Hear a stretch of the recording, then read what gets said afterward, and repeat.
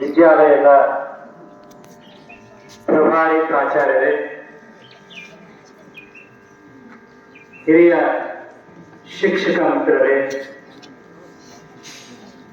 ಹಾಗೂ ಎಲ್ಲ ನನ್ನ ಆತ್ಮೀಯ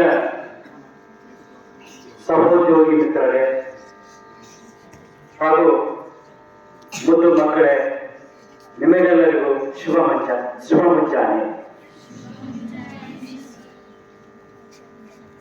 ನಿಮಗೆಲ್ಲರಿಗೂ ತಿಳಿದಿರುವ ಹಾಗೆ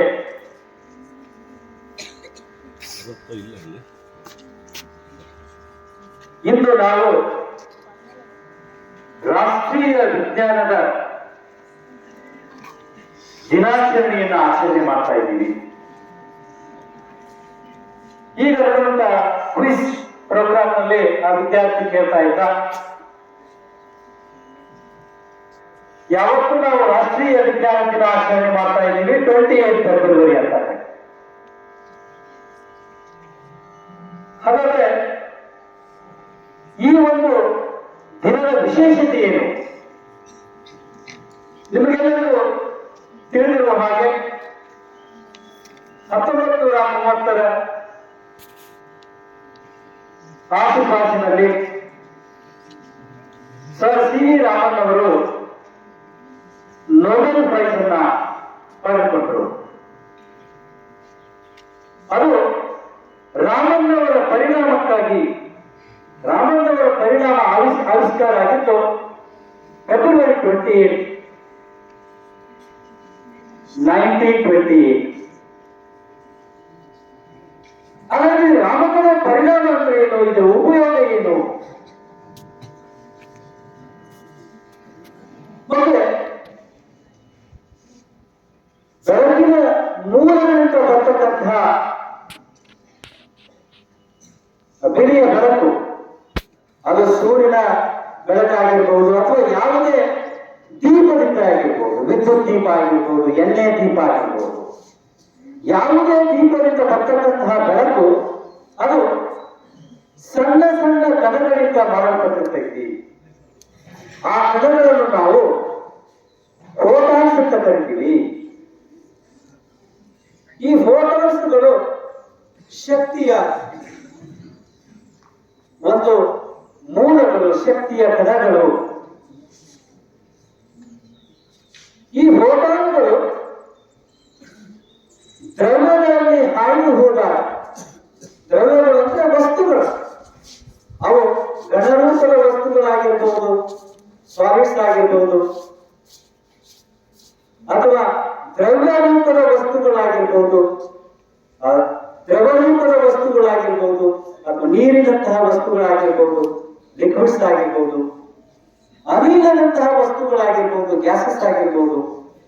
ಇಂತಹ ವಸ್ತುಗಳಲ್ಲಿ ಬೆಳಕು ಹಾಯ್ದು ಹೋದಾಗ, ಬೆಳಕು ಹಾಯ್ದು ಆ ವಸ್ತುವಿನಿಂದ ಹೊರಬಂದಾಗ ಆ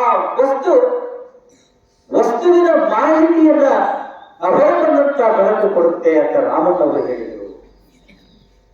ಅಂದ್ರೆ ಹೊರಗೆ ಬಂದಂತ ಬೆಳಕು ಒಂದು ವಿಚಿತ್ರವಾಗಿ ವರ್ತನೆ ಮಾಡುತ್ತೆ.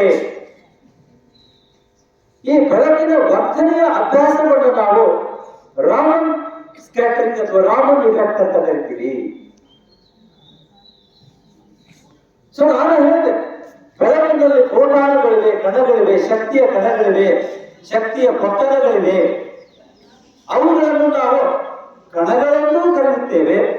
ಅವು ಅಲೆಗಳ ಲಕ್ಷಣಗಳನ್ನು ಹೊಂದಿರುವುದರಿಂದ ಅವು ಅಲೆಗಳನ್ನು ಕರೆಯುತ್ತೇವೆ.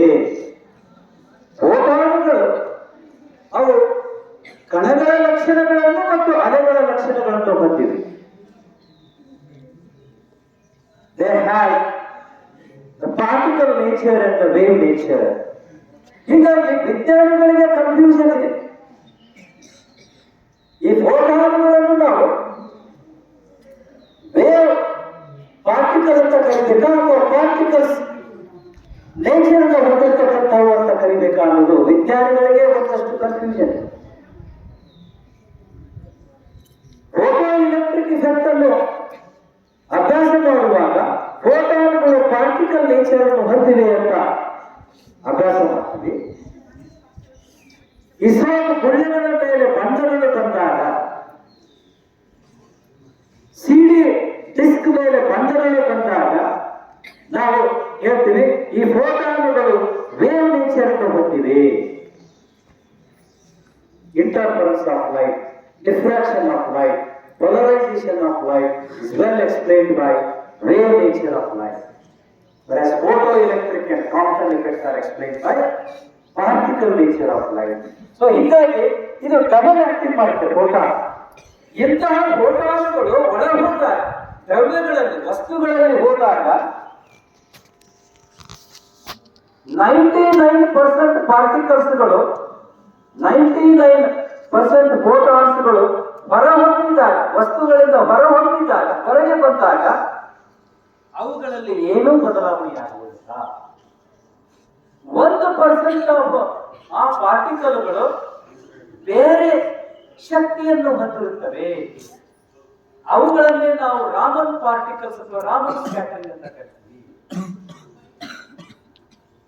ಅಂದ್ರೆ ಒಂದಷ್ಟು ಫೋಟಾನುಗಳು ವಸ್ತುಗಳ ಒಳಗಡೆ ಹೋದಾಗ ವಸ್ತುಗಳ ಮೊಲೆಕ್ಯೂಲ್ಗಳು ಮತ್ತು ಈ ಫೋಟಾನುಗಳ ಶಕ್ತಿ ವಿನಿಮಯ ಆಗುತ್ತೆ, ಎಕ್ಸ್ಚೇಂಜ್ ಆಫ್ ಎನರ್ಜಿ ಆಗುತ್ತೆ between photons and molecules of the substance. ಹಾಗೆ ಎಕ್ಸ್ಚೇಂಜ್ ಆದಾಗ ಹೊರಗಡೆ ಬಂದಂತಹ ಫೋಟಾನುಗಳು ವಿಭಿನ್ನ ಶಕ್ತಿಯನ್ನು ಹೊಂದಿರುತ್ತವೆ. ಒಂದಷ್ಟು ಫೋಟಾನುಗಳು ಹೆಚ್ಚಿನ ಶಕ್ತಿಯನ್ನು ಹೊಂದಿದ್ದರೆ ಒಂದಷ್ಟು ಫೋಟಾನುಗಳು ಕಡಿಮೆ ಶಕ್ತಿಯನ್ನು ಹೊಂದಿರುತ್ತವೆ. ಈ ಕಡಿಮೆ ಶಕ್ತಿಯನ್ನು ಹೊಂದಲಿಕ್ಕೆ ಫೋಟಾನುಗಳು ಮೊಲೆಕ್ಯೂಲ್ಗಳಿಗೆ ಶಕ್ತಿಯನ್ನು ಕೊಟ್ಟಾಗ ಹೊರಬಂದ ಫೋಟಾನುಗಳು ಕಡಿಮೆ ಶಕ್ತಿಯನ್ನು ಹೊಂದಿರುತ್ತವೆ. ಒಳಹೋದಂತಹ ಫೋಟಾನುಗಳು ಮೊಲೆಕ್ಯೂಲ್ಗಳಿಂದ ಶಕ್ತಿಯನ್ನು ಪಡೆದಾಗ ಹೊರಬಂದಂತಹ ಫೋಟಾನುಗಳು ಹೆಚ್ಚಿನ ಶಕ್ತಿಯನ್ನು ಹೊಂದಿರುತ್ತವೆ. ಇದನ್ನೇ ರಾಮನ್ ಪರಿಣಾಮ ಅಂತ ಕರಿತೀವಿ. ರಾಮನ್ ಅವರು ಯುರೋಪಿಗೆ ಹಡಗಿನಲ್ಲಿ ಪ್ರವಾಸ ಮಾಡುವಾಗ ಅವರಿಗೆ ಸಮುದ್ರವು ಮೆಡಿಟರೇನಿಯನ್ ಸೀ ನೀಲಿಯಾಗಿ ಕಾಣಿಸ್ತಾ ಇತ್ತು. ಅಲ್ಲಿರ್ತಕ್ಕಂಥ ಮಂಜುಗಡ್ಡೆಗಳು ನೀಲಿಯಾಗಿ ಕಾಣಿಸ್ತಾ ಇತ್ತು. ಅದಕ್ಕೆ ಅವರು ರಾಮಣ್ಣವರು ಯಾಕೆ ಸಮುದ್ರ ನೀಲಿಯಾಗಿದೆ, ಎಲ್ಲರೂ ತಿಳ್ಕೊಂಡಿದ್ರು ಆಕಾಶ ನೀಲಿಯಾಗಿರೋದ್ರಿಂದ ಆ ನೀಲಿ ಬಣ್ಣ ಸಮುದ್ರದಲ್ಲಿ ಪ್ರತಿಫಲನಗೊಳ್ಳುವುದರಿಂದ ಸಮುದ್ರವು ನೀಲಿಯಾಗಿ ಕಾಣುತ್ತದೆ ಅಂತ ಎಲ್ಲರೂ ಅಂದ್ಕೊಂಡಿದ್ರು. ಆದ್ರೆ ರಾಮಣ್ಣವರು ಇದನ್ನು ವಿಭಿನ್ನವಾಗಿ ಡಿಫರೆಂಟ್ ಆಗಿ ಥಿಂಕ್ ಮಾಡಿ, ಇಲ್ಲ ಇದು ಬೇರೆನೇ ಇದೆ. ಸೂರ್ಯನ ಬೆಳಕು ಸಮುದ್ರದ ಮೇಲೆ ಬಿದ್ದಾಗ ಸಮುದ್ರದಲ್ಲಿರ್ತಕ್ಕಂಥ ನೀರಿನ ಮೊಲೆಕ್ಯೂಲ್ಗಳ ನಡುವೆ ಸೂರ್ಯನಲ್ಲಿ ಬೆಳಕಿನ ಫೋಟಾನುಗಳ ನಡುವೆ ಒಂದು ಶಕ್ತಿ ವಿನಿಮಯ ಆಗಿ ನೀಲಿ ಬಣ್ಣದ ಫೋಟಾನುಗಳು ಹೆಚ್ಚಿಗೆ ಚದುರುವಿಕೆಯನ್ನು ಹೊಂದಿರುತ್ತವೆ. ಅಂದ್ರೆ ಬಿಳಿಯ ಬೆಳಕಿನಲ್ಲಿ 7 ಫೋಟಾನುಗಳಿವೆ. ಕೆಂಪು ಬಣ್ಣದ ಫೋಟಾನುಗಳು, ಹಳದಿ ಬಣ್ಣದ ಫೋಟಾನುಗಳು, ನೀಲಿ ಬಣ್ಣದ ಫೋಟಾನುಗಳು, ಹೀಗೆ 7 ವಿಗ್ಯಾರ್ ಅಂತ ಕರಿತೀವಿ, ವೈಲೆಟ್ ಟು ರೆಡ್. ಈ 7 ಫೋಟಾನುಗಳ ಪೈಕಿ ಹೆಚ್ಚಿಗೆ ಚದುರುವಿಕೆಗೊಳ್ಳುವುದು ನೀಲಿ ಬಣ್ಣದ ಫೋಟಾನುಗಳು. ಯಾಕೆ ಅಂದ್ರೆ ಆ ನೀಲಿ ಬಣ್ಣದ ಫೋಟಾನುಗಳ ಗಾತ್ರ ಮತ್ತು ನೀರಿನ ಮೊಲೆಕ್ಯೂಲ್ಗಳ ಗಾತ್ರ ಎರಡು ಸಮಾನವಾಗಿರುವುದರಿಂದ ನೀಲಿ ಬಣ್ಣದ ಫೋಟಾನುಗಳು ಚದುರುವಿಕೆಗೊಳ್ಳುತ್ತವೆ. ಆ ಚದುರುವಿಕೆಗೊಂಡಂತಹ ಫೋಟಾನುಗಳು, ನೀಲಿ ಬಣ್ಣದ ಫೋಟಾನುಗಳು ನಮ್ಮ ಕಣ್ಣಿಗೆ ಬರೋದ್ರಿಂದ ನಾವು ಆ ನೀಲಿ ಬಣ್ಣದಲ್ಲಿ ಆಯ್ದು ಸಮುದ್ರವನ್ನು ನೋಡುವುದರಿಂದ ಸಮುದ್ರವು ನಮಗೆ ನೀಲಿಯಾಗಿ ಕಾಣುತ್ತದೆ. ನಿಜವಾಗಲೂ ಸಮುದ್ರಕ್ಕೆ ನೀಲಿ ಬಣ್ಣ ಇದೆ. ನಾವೊಂದು ಗ್ಲಾಸಿನಲ್ಲಿ ನೀರನ್ನು ತೆಗೆದುಕೊಂಡು ನೋಡಿದಾಗ ನೀಲಿಯಾಗಿ ಕಾಣುವುದಿಲ್ಲ. ಯಾಕಂದ್ರೆ ನೀಲಿ ಬಣ್ಣದ ಪ್ರಮಾಣ ಕಡಿಮೆ ಇರ್ತೈತಿ. ಸಮುದ್ರದಲ್ಲಿ ನೀರು ಹೆಚ್ಚಿಗಿರೋದ್ರಿಂದ ಪ್ರತಿಯೊಂದು ಮೊಲೆಕ್ಯೂಲ್ಗಳು ನೀಲಿ ಬಣ್ಣದ ಫೋಟಾನುಗಳನ್ನು ಚದುರುವಿಕೆಗೊಳ್ಳುವುದರಿಂದ ಎಲ್ಲಾ ನೀಲಿ ಬಣ್ಣದ ಫೋಟಾನುಗಳು ಸೇರಿಕೊಂಡು ನೀಲಿ ಬಣ್ಣ ಹೆಚ್ಚಾಗಿ ನಮ್ಮ ಕಣ್ಣಿಗೆ ಬರುವುದರಿಂದ ಆ ನೀಲಿ ಬಣ್ಣದಲ್ಲಿ ಹಾಯ್ದು ಸಮುದ್ರವನ್ನು ನೋಡುವುದರಿಂದ ಸಮುದ್ರವು ನೀಲಿಯಾಗಿ ಕಾಣುತ್ತದೆ. ಇದನ್ನೇ ರಾಮಣ್ಣನ ಪರಿಣಾಮ, ಸ್ಕ್ಯಾಟರಿಂಗ್ ಆಫ್ ಲೈಟ್. ಹಾಗಾದ್ರೆ ಈ ರಾಮಣ್ಣನ ಪರಿಣಾಮವನ್ನು ನಿತ್ಯ ಜೀವನದಲ್ಲಿ ನಾವು ಎಲ್ಲಿ ಇದರ ಒಂದು ಉಪಯೋಗಗಳನ್ನ ಕಾಣಬಹುದು? ರಾಮಣ್ಣನ ಪರಿಣಾಮವನ್ನು ವೈದ್ಯಕೀಯ ಕ್ಷೇತ್ರದಲ್ಲಿ ಉಪಯೋಗ ಮಾಡ್ತಾರೆ. ಉದಾಹರಣೆಗೆ ಒಂದು ರೋಗವನ್ನು ಪತ್ತೆ ಹಚ್ಚಲು ಅಥವಾ ಒಂದು ರೋಗ ಆ ರೋಗ ಯಾವುದು ಅಂತ ನಿರ್ಧಾರ ಮಾಡಲು ರಾಮಣ್ಣನ ಪರಿಣಾಮವನ್ನು ಉಪಯೋಗ ಮಾಡ್ತಾರೆ. RNA DNA ಎನಲೈಸಿಸ್ ಮಾಡೋದು, RNA ಮೊಲಿಕ್ಯೂಲ್ಗಳನ್ನ DNA ಮೊಲಿಕ್ಯೂಲ್ಗಳನ್ನ ತಿಳ್ಕೊಳ್ಳಲು ನಾವು ರಾಮಣ್ಣನ ಪರಿಣಾಮವನ್ನ ಅಭ್ಯಾಸ ಮಾಡ್ತೀವಿ, ರಾಮಣ್ಣನ ಪರಿಣಾಮವನ್ನು ಅಳವಡಿಸಿ ತಿಳ್ಕೊಳ್ತೀವಿ. ಹಾಗೆ ಒಬ್ಬ ವ್ಯಕ್ತಿಯ ಜೀನ್ಸ್ಗಳನ್ನ ಪತ್ತೆ ಹಚ್ಚಲು, ಉದಾಹರಣೆಗೆ ಒಬ್ಬ ವ್ಯಕ್ತಿ ವಿಮಾನದ ದುರಂತದಲ್ಲಿ ಅಥವಾ ಎಲ್ಲೋ ಸುಟ್ಟು ಹೋಗಿದ್ದಾನೆ ಅಂತ ಇಟ್ಕೊಂಡು ಆಕ್ಸಿಡೆಂಟ್, ಆ ವ್ಯಕ್ತಿ ಯಾರು, ಆ ಸುಟ್ಟಂತ ವ್ಯಕ್ತಿ ಯಾರು ಅಂತ ತಿಳ್ಕೊಳ್ಳಕ್ಕೆ ನಾವು ಅವನ ಜೀನ್ಸ್ಗಳನ್ನ ಡಿಟೆಕ್ಟ್ ಮಾಡ್ತೀವಿ. ಆ ಜೀನ್ಸ್ಗಳನ್ನ ಡಿಟೆಕ್ಟ್ ಮಾಡಲು ನಾವು ರಾಮಣ್ಣನ ಪರಿಣಾಮವನ್ನು ಉಪಯೋಗ ಮಾಡ್ತೀವಿ. ಹಾಗೆ ನಾವು ಔಷಧ ಅಂಗಡಿಗಳಲ್ಲಿ ಔಷಧಗಳನ್ನ ನಾವು ಪರ್ಚೇಸ್ ಮಾಡ್ತೀವಿ. ಆ ಔಷಧಗಳಲ್ಲಿ ಏಕರೂಪತೆ, ಯೂನಿಫಾರ್ಮಿಟಿಯನ್ನ ಚೆಕ್ ಮಾಡಲಿಕ್ಕೆ ರಾಮಣ್ಣನ ಇಫೆಕ್ಟ್ ಅನ್ನ ಯೂಸ್ ಮಾಡ್ತೀವಿ. ಆ ಔಷಧಗಳಲ್ಲಿ ಯಾವ ಯಾವ ರಾಸಾಯನಿಕ ವಸ್ತುಗಳಿವೆ, ಯಾವ ಯಾವ ರಾಸಾಯನಿಕ ಅಣುಗಳಿವೆ, ಯಾವ ಯಾವ ಕೆಮಿಕಲ್ ಎಲಿಮೆಂಟ್ಸ್ ಗಳಿವೆ ಅಂತ ನಾವು ಪತ್ತೆ ಹಚ್ಚಲಿಕ್ಕೆ ರಾಮಣ್ಣನ ಪರಿಣಾಮವನ್ನು ಉಪಯೋಗ ಮಾಡ್ತೀವಿ.